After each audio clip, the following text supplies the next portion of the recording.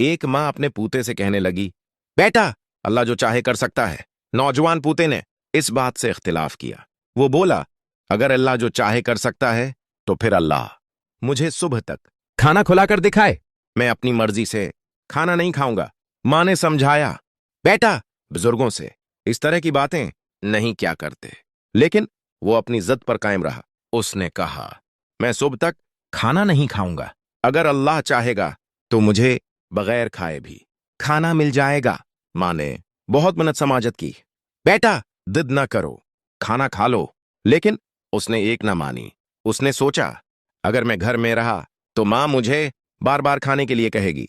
ये सोचकर वो जंगल की तरफ चला गया। माँ ने खाना तैयार किया और अपने पूते के पीछे जंगल में पहुंच गई। उसने खाना उसके पास रखा और कहा, बेटा, खाना खा लो, जिद न करो। लेकिन उसने फिर कहा, नहीं, अगर अल्लाह जो चाहे कर सकता है तो वो मुझे सुबह तक खाना जरूर खुला देगा। मैं अपनी मर्जी से खाना नहीं खाऊंगा। माँ खाना वहीं रखकर वापस चली गई और सोचा, जब उसे भूख लगेगी तो खुद ही खा लेगा। नौजवान खाने के पास बैठा था।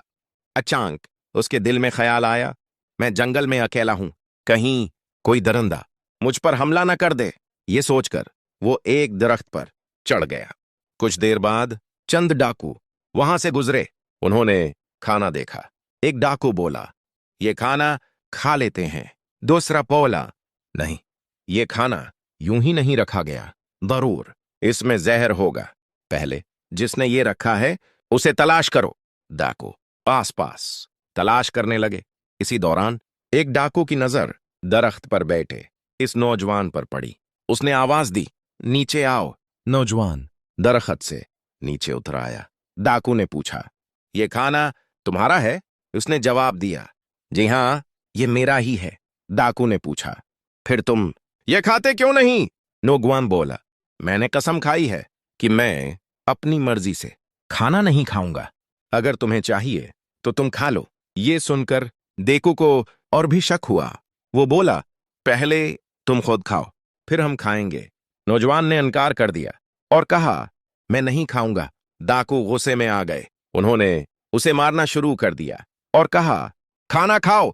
मार खाकर आखिरकार नौजवान ने वही खाना खा लिया। जब डाकू वहां से चले गए तो वो रोता हुआ घर वापस आया। अपनी मां के कदमों में गिर गया और कहने लगा, अम्मा, आपकी बात मान लेता तो बेहतर था। अल्लाह ने खाना भी खुला दिया और जौते भी खलवा दिए। अब मुझे समझ आ गई है कि जिद कभी फायदा नहीं देती और अल्लाह की आजमाइश लेना इंसान का काम नहीं। सबक, अल्लाह ताली हर चीज पर कादिर है, लेकिन बंदे को अल्लाह की आजमाइश नहीं लेनी चाहिए। अल्लाह पर यकीन रखें, जिद और तकबर से बचें और बुजुर्गों की नसीहत हमेशा कबूल करें।